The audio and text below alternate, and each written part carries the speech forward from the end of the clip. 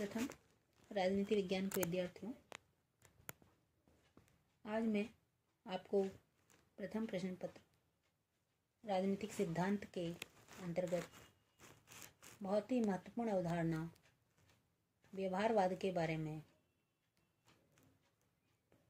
बताना चाहूँगी। अब तक हमने व्यवहारवाद का अर्थ, परिभाषा, विकास के कारण और डेविड स्टन के अनुसार इसके प्रमुख लक्षणों का अध्ययन किया। आज मैं आपको व्यवहारवाद की प्रमुख उपलब्धियों और इसकी सीमाओं के बारे में बताना चाहती हूँ। सर्वप्रथम यदि हम व्यवहारवाद की उपलब्धियों की चर्चा करें तो सबसे प्रमुख उपलब्धि जो पहले नंबर पर है वो है इसका वैज्ञानिक अध्ययन।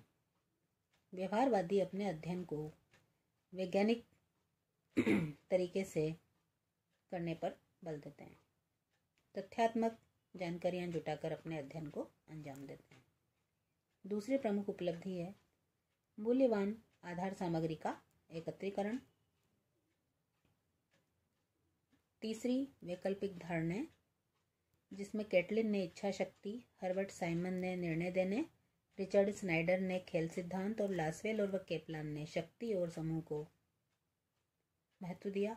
लेजर्सफेल्ड और वेरेल्सन ने मतदान व्यवहार को और डेविड स्टन ने व्यवस्था को राजनीतिक अध्ययन और विश्लेषण की मुख्य इकाई बनाया। तो इस प्रकार से व्यवहारवाद की उपलब्धियां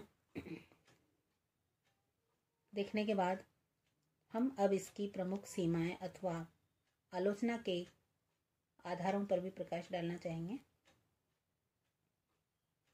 कई विद्वानों ने व्यवहारवादी अवधारणा की घोर आलोचना की है।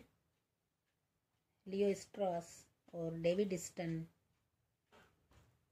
ने भी इसकी कमियों पर प्रकाश डाला। इसकी आलोचनाओं के बिंदुओं को हम देखें तो पहला है अत्यधिक शब्दाडंबर। इसमें ऐसे अनेक शब्द हैं जो आम जन की समझ से परे हैं और केवल आडंबर ही इसमें दिखाई देता है। दूसरा, मानवीय और राजनीतिक व्यवहार के नियमों की घोषणा करना कठिन, क्योंकि मनुष्य एक सामाजिक प्राणी है, इसलिए उसके व्यवहार का मापन करना असंभव होता है। तीसरा, अपर्याप्त अध्ययन। चौथा, राजनीति शास्त्र के स्वतंत्र अस्तित्व को खतरा। पांचवा, भविष्यवाणी करना कठिन। छठी आलोचना का जो बिंदु है वो है व्यवहारवाद नीति निर्धारण करने में असमर्थ। ये केवल वैज्ञानिक अध्ययन करके नीति निर्धारण या निर्माण से दूर रहते हैं। सातवां है विषय को हानि। आठवां, अध्ययन की अन्य पद्धतियों की उपेक्षा।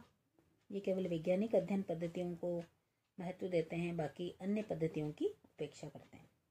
नवां, राजनीति विज्ञान विशुद्ध विज्ञान नहीं है, जबकि व्यवहारवादी इसको विशुद्ध विज्ञान मानते हैं। जबकि सच्चाई ये है कि मनुष्य एक सामाजिक प्राणी है और राजनीति विज्ञान समाज विज्ञान है और समाज से राजनीति सदैव ही प्रभावित होती रही है। काल्पनिक अध्ययन है। अगली विशेषता, वैज्ञानिक पद्धति की भी अपनी सीमाएं हैं।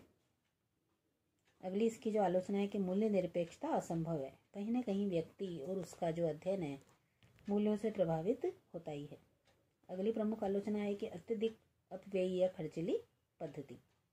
इस तरह के वैज्ञानिक अध्ययन करने में अनेक बार कई प्रकार के ऐसे खर्चे हो जाते हैं जो नहीं होने चाहिए। अगली प्रमुख आलोचना का बिंदु है कि सूक्ष्म अध्ययन के निष्कर्षों को बृहद स्तर पर लागू करने की समस्या। और अंतिम आलोचना का बिंदु है कि संख्यात्मक पद्धति से मानवीय स्वभाव का मापन संभव नहीं, क्योंकि संख्यात्मक जो पद्धतियां हैं वो प्राकृतिक विज्ञानों में तो काम ली जा सकती हैं, पर सामाजिक विज्ञान जिसमें राजनीति विज्ञान है उसके लिए सर्वथा असंभव है। अब हम व्यवहारवाद की आलोचनाओं के पश्चात ये नहीं कह सकते कि इसमें केवल कमियां या सीमाएं हैं।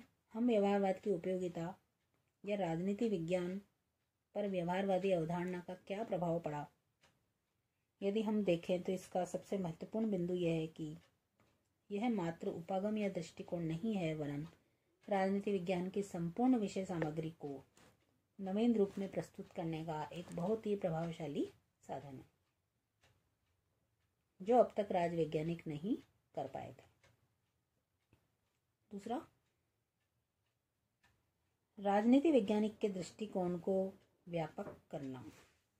एक राजनीति शास्त्री के दृष्टिकोण को भी व्यापक करने का काम व्यवहारवाद ने किया, जो कि परंपरावादी राजनीति विज्ञान में संभव नहीं था। अगली प्रमुख इसकी जो देन है या उपयोगिता है कि राजनीति को यथार्थवादी बनाना। अब तक राजनीति कल्पनावादी, आदर्शवादी इस तरीके से कही जाती थी, पर अब वो यथार्थवादी अध्ययन की ओर अग्रसर हुई। और अगली प्रमुख जो उपयोगिता है, वैज्ञानिक अनुभववाद, ये सर्वप्रथम व्यवहारवाद में ही दिखाई दिया। तो हम निष्कर्ष रूप में कह सकते हैं कि व्यवहारवाद की उपयुक्त आलोचनाओं या सीमाओं के पश्चात भी व्यवहारवादी अवधारणा एक बहुत ही महत्वपूर्ण अवधारणा है और इसने राजनीति विज्ञान को एक नया कलेवर या स्वरूप प्रदान किया है और उसकी समस्त विषय वस्तु या सामग्री को एक नए रूप में प्रस्तुत करने का माध्यम भी व्यवहारवाद बना है। इसने राजनीति वैज्ञानिक के दृष्टिकोण को भी व्यापक बनाया और यथार्थवादी अध्ययन की ओर भी राजनीति विज्ञान को उन्मुख किया। धन्यवाद।